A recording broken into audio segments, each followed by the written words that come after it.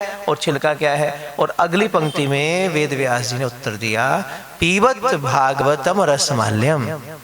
ये फल तो है, आम तो है, पर गुठली छिलके वाला नहीं, माजा पीने वाला। यहाँ रस ही रस है, इसे महाराज मजे से पियो। पीबत भागवतम रसमाल्यम, मोह रहो रसिका भुवि भावुक, कहा भावुक बनकर बैठ जाइए। ये दो स्थितियां भागवत में होती हैं, या तो आप रसिक हैं या फिर आप भावुक हैं, और इसके अलावा कोई स्थिति आपकी नहीं हो सकती। रसिक मने जब आप कथा सुनते सुनते चेहरे पर मुस्कुराहट, हंस रहे हैं आप, मुस्कुरा रहे हैं आप, तो माने आप रसिक हैं। और कथा सुनते सुनते अश्रुपात होने लगा, अखियां भर आई, नम हो गई अखियां, तो आप भावुक हैं। अगर आप रसिक बनकर कथा सुन रहे हैं मुस्कुराकर, तो इसका अर्थ है कि आप पर श्री कृष्ण की परम कृपा है। और अगर आंसू भर आए, अगर अश्रुपात होने लगे, आप भावुक हो जाएं, तो समझना कि आप पर राधा रानी की कृपा है। मुनिंद्र वृंद वंदिते त्रिलोक शोकहारिणी, प्रसन्न वक्त्र पंकजे निकुंज भूवि। मैं जितनी बार ये गाऊं ना, ये जरूर गाया करो। मुनिंद्र वृंद वंदिते त्रिलोक शोकहारिणी, प्रसन्न वक्त्र पंकजे निकुंज भूविलासनी, ब्रजेंद्र भानुनंदनी, ब्रजेंद्र सूनु संगते, कदा करिष्यसि हमा कृपा कटाक्ष भाजनम, कदा करिष्यसि हमा कृपा कटाक्ष भाजनम। इसलिए यहाँ तीनों चीजें ध्यान रखिएगा, अर्पण, तर्पण और समर्पण। जहां समर्पण हुआ वहीं तो कृष्ण साथ में हुए। अब पांडवों का समर्पण तो है, इसलिए अंग संग सदा कृष्ण रहते हैं। बड़ा सुंदर निरूपण प्रथम स्कंद में वेद व्यास ने इस बात का किया है। जहां समर्पण हो, जहां आप उनके हो लिए, फिर गीता में कृष्ण क्या कहते हैं, जो मेरा हो गया फिर उसका योगक्षेम मैं वहन करता हूं। जो मेरे भक्त के पास नहीं है वो सब दूंगा, और फिर उसकी रक्षा भी करूंगा, अपने भक्त के अंग संग चलूंगा। केवल आप अनुभव करें, केवल विश्वास कर लेंगे तो अनुभूति भी हो जाएगी। विश्वास करके बैठेंगे तो परम अनुभव भी आपके साथ हो जाएगा। पांडवों के साथ है कि नहीं? हर वक्त साथ हमारा। दुर्वासा जी आए दुर्योधन के यहाँ, और दुर्वासा जी कैसे ऋषि आप जानते हो, कब क्रोध आ जाए कोई पता नहीं, किस बात पर नाराज हो जाए कुछ पता नहीं। लोग डर डर के सेवा करते हैं उनके सामने, डर डर के। तो फिर दुर्वासा कहाँ गए? दुर्योधन जी के यहाँ। और दुर्योधन ने खूब सेवा की महाराज, कुछ दिन रुके, खूब सेवा की, बड़ी संभल कर सेवा करता है, कुछ अपराध ना हो जाए। और फिर कुछ दिन के बाद जब दुर्वासा चलने लगे तो दुर्योधन से कहते हैं, बड़ा खुश हूं तेरी सेवा से, तू मांग ले कुछ चाहिए तुझे, जो चाहिए वो दे दूंगा। अब मन में क्या था? कपट। मन में क्या था? दुर्भावना। और कपट किसके प्रति? पांडवों के प्रति। तो विचार किया दुर्वासा जी को पांडवों के यहाँ भेज देता हूं। बोले गुरुदेव, वन में मेरे पांडव भाई रहते हैं, आप उनके यहाँ जाइए। जैसे आपने मेरे यहाँ भोजन स्वीकार किया, मेरे भाइयों के घर भी जाकर थोड़ा आतिथ्य स्वीकार कीजिए। और दुर्योधन जानता है कि पांडवों के पास सूर्य भगवान का दिया हुआ अक्षय पात्र है, बटलोई है। और उस अक्षय पात्र की, अक्षय माने जो कभी क्षय नहीं होता, और उस अक्षय पात्र की ऐसी अलौकिकता है कि जब तक द्रौपदी भोजन ना कर ले, जितना चाहो उससे भोजन प्रकट हो सकता है। लेकिन द्रौपदी के भोजन करने के बाद, पात्र को मांजकर धोकर रखने के बाद, फिर उससे भोजन प्रकट नहीं होता। और दुर्वासा जी को अकेले नहीं थे दुर्वासा, 10,000 शिष्य उनके साथ में थे। इतने व्यक्ति, संत समाज इकट्ठा चल रहा था। तो दुर्योधन ने कपट से कब भेजा? जब वो जानता था कि इस वक्त द्रौपदी भोजन कर चुकी होगी, पात्र को मांजकर धोकर रखा जा चुका होगा, ऐसे वक्त में दुर्वासा को भेजा जाए। क्यों? भोजन आतिथ्य नहीं मिलेगा, ये क्रोधी ऋषि हैं, श्राप दे देंगे। और यही तो दुर्योधन चाहता था। लेकिन जिनके अंग संग श्री कृष्ण हैं, उनका कोई बाल बांका भी नहीं कर सकता। और 10,000 शिष्यों के सहित दुर्वासा जी आए। आप विचार कीजिए, इस बटलोई का नियम क्या? जब तक द्रौपदी भोजन ना कर ले तब तक जितना चाहो भोजन प्रकट होता है, लेकिन द्रौपदी के भोजन करने के बाद इस पात्र से मांझकर धोकर रखने के बाद इससे कुछ प्रकट नहीं होता। तो आप विचार कीजिए द्रौपदी भोजन कब करती होगी? वन में रहते हैं, किस वक्त द्रौपदी भोजन करती होगी?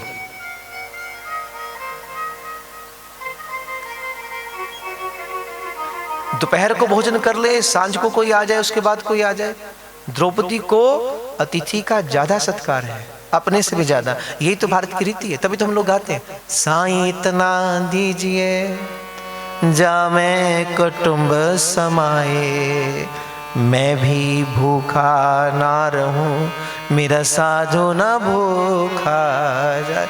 लेकिन आप कभी भारत के भक्तों का, संतों का इतिहास का विश्लेषण कीजिए, आप अनुभव करेंगे ऐसे कितने भक्त हुए हैं जो खुद भूखे रह गए लेकिन आने वाले अतिथि को भूखा नहीं रखा। कितने ऐसे, अपने से ज्यादा चिंता साधु की है, अपने से ज्यादा। तो द्रौपदी को इस बात की चिंता है, कोई ऐसा मैं भोजन कर लूं और मेरे बाद कोई आ जाए। और फिर जिस वन में रहते हैं वहां के पशुओं का भी, पक्षियों का भी ख्याल रखती है द्रौपदी। वहां के जो वन्य जीव हैं उनका भी ख्याल रखती है द्रौपदी। वहां के जो भील जाति के और गौड़ जाति के जितने भी प्राणी हैं सबका बड़ा प्रेम है पांडवों के साथ, और वो सब आते रहते हैं कभी कभार कभी कभार। तो द्रौपदी को होता है कि भूखों ना लुट जाए, उसका ख्याल रखती है। इसलिए द्रौपदी भोजन कब करेगी? जब उसे ये एहसास हो कि अब इसके बाद कोई नहीं आएगा, इस बात का अनुमान हो। तो माने द्रौपदी भोजन रात के वक्त में करती है, उससे पहले नहीं, क्योंकि कोई भी आ सकता है। जब उसे लगता है कि इसके वक्त ये जंगल है, अब इसमें कोई नहीं आएगा, तो ऐसे वक्त में द्रौपदी भोजन करती है। और आज यही हुआ। अब द्रौपदी को लगा अब अंधेरा हो गया, अब इस घने जंगल में कोई नहीं आएगा, तो द्रौपदी ने भोजन किया, पात्र को मांझकर धोकर रखकर आई, और ठीक उसी वक्त दरवाजा पहुंच गए 10,000 शिष्यों को साथ लेकर। युधिष्ठिर भूख लगी है, भोजन, बोले गुरुदेव आइए आप। युधिष्ठिर नहीं जानते थे कि द्रौपदी भोजन कर चुकी। बोले आप थोड़ी सी प्रतीक्षा कर लीजिए, मैं भोजन का प्रबंध कर रहा हूं। गुरुदेव बैठे 10,000 शिष्यों के साथ। युधिष्ठिर आए, द्रौपदी, गुरुदेव आए हैं, 10,000 संत साथ में हैं, तो जल्दी जल्दी भोजन बना लो। इतनी बात सुनी द्रौपदी का तन मन कांप उठा महाराज। बोले एक बार पूछ तो लेते, क्या हुआ? मैं भोजन कर चुकी, पात्र को मांझकर धोकर रखकर आई हूं, अब भोजन प्रकट नहीं हो सकता। महाराज पांचों पांडव विचार में पड़ गए, अब क्या होगा? और दुर्वासा जैसा संत सामने हो, हम तो यूं ही भटक रहे हैं दर बदर, कितना वनवास हमने काट लिया, कितने दुखों को सह लिया, और अगर कहीं गुरुदेव का अपमान हो गया फिर जो होगा कोई खबर नहीं। द्रौपदी ने कहा चिंता क्यों करते हो, क्या कृष्ण पर भरोसा नहीं है? बोले कृष्ण कहाँ, दूर बैठे होंगे, यहाँ क्या होगा? अरे अगर मन से समझोगे वो दूर है तो दूर लगेगा, और अगर अंतर आत्मा से देखोगे तो कृष्ण से करीब इस संसार में कोई भी नहीं है। और फिर द्रौपदी ने आंखें बंद की और अंतर बैठे हुए अपने गोविंद को पुकारा, हे मधुसूदन, हे मुरली मनोहर। और विचार करो वो आवाज कैसी है, वो आवाज कैसी है जिसको सुनते ही कृष्ण वहीं पर प्रकट हो जाते हैं, वहीं पर, कोई दूर से थोड़ी आना। संत महात्मा कहते उस वक्त कृष्ण द्वारिका में बैठे थे। संत महात्मा कहते कृष्ण द्वारिका में थे, उस वक्त भोजन कर रहे थे। रुक्मिणी ने भोजन सामने रखा था, अभी पहला निवाला तोड़ा था, मुख तक पहुंचा। इधर कृष्णा की, द्रौपदी को ठाकुर जी बड़े प्यार से क्या बोलते हैं? कृष्णा। द्रौपदी का नाम कृष्णा है, जो बचपन का नाम जो रखा वो कृष्णा है। और छोड़ दिया प्रभु ने भोजन। रुक्मिणी पूछे गोविंद आपको क्या हुआ? बोले कृष्णा बुला रही है, भोजन तो कर लीजिए। बोले नहीं। उसकी आवाज में बड़ा करुण क्रंदन था, बड़ी पीड़ा थी उसकी आवाज में। मेरा भक्त पीड़ा में हो, मैं रुक ना पाऊंगा। और कृष्ण वहीं से आए, उसी जंगल में, उसी जंगल में। लेकिन ये संतों की वाणी है। कभी आप द्रौपदी के जीवन में आप झांक कर देखिएगा, आप अनुभव करेंगे पूरा जीवन पर्यंत कृष्ण कहीं ना कहीं द्रौपदी के करीब रहे। उसका साथ कभी नहीं छोड़ा। और एक कृष्णा है, एक द्रौपदी है जिसका 100% समर्पण कृष्ण के चरणों में है। हो सकता है पांडवों के मन में कोई डाउट हो, लेकिन कृष्णा के मन में कोई डाउट कभी नहीं था। और कृष्णा कृष्ण को ही चाहती थी, विवाह भी कृष्ण से ही करना चाहती थी, लेकिन इतना समर्पण था, कृष्ण ने जिस ओर इशारा किया कृष्णा उधर ही गई। पर वो आपकी इच्छा है, लेकिन मेरे मन में, मेरी आत्मा में केवल आप हैं। लेकिन मैंने अपने आप को आपके लिए नछावर कर दिया है। अब जहां रखोगे रह लूंगी, जहां भेज दोगे चली जाऊंगी। अगर कृष्ण इशारा ना करते तो कभी कृष्णा का विवाह अर्जुन से ना होता। केवल कृष्ण चाहते थे, इसलिए सब हुआ। सब खेल कृष्ण का है। लेकिन कभी एक पल के लिए भी कृष्ण ने द्रौपदी को छोड़ा नहीं। आज जैसे कृष्ण ने बुलाया आंख बंद करके, हे मधुसूदन, उसी वक्त कृष्ण कहाँ आए? बिल्कुल सामने आकर प्रकट हो गए। बोले श्री वृंदावन बिहारी। और आते ही आवाज दी ठाकुर जी ने, कृष्णा, और आवाज कानों में आई। बोले ये तो मेरे गोविंद की आवाज। और आंखें खोली तो सामने साक्षात वृंदावन बिहारी खड़े हैं। शरीर कांप गया द्रौपदी का एकदम से, जुबान लड़खड़ाने लगी महाराज, पूरे बदन में रोमांच होने लगा, एकदम मन पुलकित हो गया, रो पड़ी कृष्णा। आगे कन्हैया, मैं जानती थी आप आओगे। और आते प्रभु ने क्या कहा? कृष्णा बड़ी भूख लगी है। आते प्रभु ने सबसे पहले ये कहा, कृष्णा बड़ी भूख लगी है। प्रभु पहले बात तो सुनिए, बातें बाद में कर लेंगे, अब तो आ ही गया हूं, थोड़ा भोजन करवाना। कृष्णा ने कहा, गोविंद समस्या भोजन की ही है। क्या हुआ? सारी घटना बताई। दुर्वासा जी आए हैं, 10,000 शिष्य साथ में हैं और भोजन का प्रबंध करना। आप जानते हो मेरे भोजन करने के बाद भोजन प्रकट नहीं होता। मैं पात्र को मांझ कर धोकर आई हूँ, भोजन कर चुकी हूँ और अब भोजन प्रकट नहीं होगा। कुछ कीजिए ना। कन्हैया मुस्कुराए, अभी तो बड़ी भूख लगी कृष्णा, कुछ तो होगा, कुछ तो ले आ। कृष्णा ने कहा, प्रभु कुछ भी नहीं है। अरे पात्र तो लेकर आ। तो जैसे तैसे भीतर गई, पात्र उठाकर लेकर आई और कन्हैया के सामने किया। कृष्ण ने देखा पात्र में तो भात का एक दाना था। बोले कृष्णा तू झूठ बोलती है। बोले काहे को कन्हैया? बोले बीच देख, अभी भोजन है। और जब कृष्णा ने बीच में देखा तो एक दाना था। अब दाना था कि छलिया ने प्रकट कर दिया, ये तो गोविंद ही जाने, जो अपने संकल्प से सृष्टि निर्माण कर सकता है वो दाना प्रकट। लेकिन जब कृष्णा लेकर आई तो दाना था। तो कन्हैया ने बोला झूठ बोलती है, भोजन है तो है। और प्रभु ने उसी एक दाने को उठाया और अपने मुख में रखा। बस पर्याप्त है, बस अन्न का ये दाना सुख देगा मुझको मनमाना। हे कृष्णा, तेरे भाव का, प्रेम का ये दाना पर्याप्त है। और अपने मुख में रखते कृष्ण ने क्या कहा कि इस एक दाने सहित, मेरे सहित पूरे ब्रह्मांड की क्षुधा शांत हो जाए।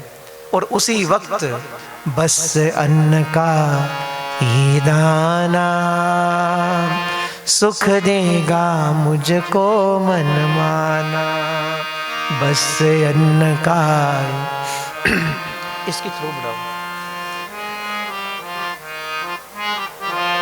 और उसी वक्त द्रवासा सहित 10,000 शिष्यों को लगा जैसे अभी तो बहुत भूख थी, एक पल में ऐसा क्या हुआ कि सब क्षुधा शांत हो गई। तीखापन नहीं करना, एकदम शांत। और कृष्ण ने भीम से कहा, भीम तू जा गुरुदेव को बुला ला। बोले प्रभु भोजन तो नहीं है। अरे तू लेकर आ, और बड़े सामान से लेकर आना, मेरे गुरुदेव हैं वो। और भीम आया और इधर द्रवासा जी तो भागने की तैयारी में थे। इधर भोजन बन चुका होगा, अब हमारी क्षुधा शांत हो गई है और भोजन ना करेंगे तो भोजन का अपमान हो जाएगा। और अन्नम ब्रह्म, अन्न परमात्मा है, तो क्या करें? दौड़ चलते हैं। इधर द्रवासा जी अपने शिष्यों से दौड़ने की तैयारी में और भीम चला गया, गुरुदेव चलिए भोजन तैयार है। नहीं भीम फिर आएंगे। बोले क्यों? चलिए। एकदम मन में कुछ खलबली हुई द्रवासा जी के। बोले अभी अभी इतनी भूख थी हम सबको, एक पल में ऐसा क्या हुआ कि मेरे से सबकी क्षुधा शांत हो गई? हाँ, मान लिया किसी एक व्यक्ति की क्षुधा शांत हो जाए तो बात समझ में आती है, और सबकी एक बार में शांत हो गई, कुछ गड़बड़ है। तो द्रवासा जी ने पूछा, भीम एक बात बता। बोले क्या? हमारे यहाँ आने के बाद कुटिया में कोई आया? बोले नहीं। झूठ नहीं कहना, सच बोल, कोई आया? अखियां भर आई भीम के, बोले हाँ गुरुदेव। कौन? कृष्ण आए हैं। मैं समझ गया था ये सब उसी छलिए की करामात है। आप चलिए, गोविंद ने आपको याद किया है। वो कहते वो मेरे गुरुदेव हैं, उन्हें बड़े सम्मान सहित लेकर आना। इतनी बात सुनी, दुर्वासा जी के नेत्र भर आए। बोले भीम, मैं उसका गुरु नहीं हूँ, कृष्ण मेरे गुरु हैं। मेरे ही क्या, वो तो सकल विश्व के गुरु हैं। श्री कृष्ण वंदे जगत गुरु। श्री कृष्ण वंदे। इसलिए जब जब समर्पण होगा, ध्यान रखिएगा, आप कृष्ण को अपने करीब पाएंगे, करीब से करीब पाएंगे महाराज। और ये लीला भगवान क्यों कर रहे हैं? एक एक दाने की महिमा समझा रहे हैं। भोजन व्यर्थ नहीं करना चाहिए, जितना चाहिए उतना भोजन लीजिए, भले बार बार लीजिए। कितने लोग ऐसे हैं जो भूखे सो जाते हैं, जिनको एक वक्त का भोजन नसीब नहीं होता, और जिनको प्रभु ने खूब दिया है वो उतना व्यर्थ कर देते हैं।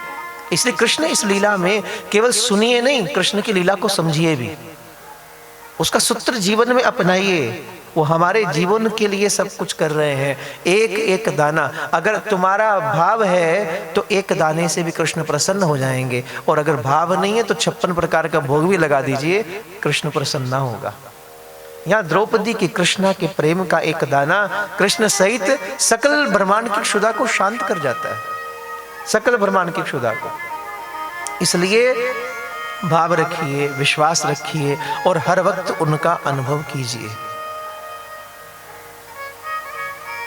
भागवत का प्रारंभ महाभारत काल से हुआ है, क्योंकि सबसे पहले वो समर्पण की बात कर रहे हैं। समर्पण होगा। दुर्योधन आया भीष्म पितामह के पास, बोले गुरुदेव, पितामह आपके अंदर तो ध्यान की बड़ी शक्ति है, आप मेरी पत्नी भानुमति को आशीर्वाद दे दीजिए अखंड सौभाग्यवती होने का। क्यों? जानता है उनका आशीर्वाद व्यर्थ नहीं जाएगा, बड़ों का आशीर्वाद व्यर्थ जाता भी नहीं है। लेकिन एक बात ध्यान रखिएगा, आप में आशीर्वाद लेने की भावना होनी चाहिए, और बड़ों में तप भी होना चाहिए, क्योंकि उसके लिए तपस्या चाहिए। आशीर्वाद लगे, हमारे अंदर भी साधना का बल होना चाहिए। कुछ ऊर्जा होगी तभी दोगे ना। बेटे ने कहा 1 लाख रुपया चाहिए, तुम्हारे पास नहीं है तो कैसे दोगे? है तभी दोगे ना।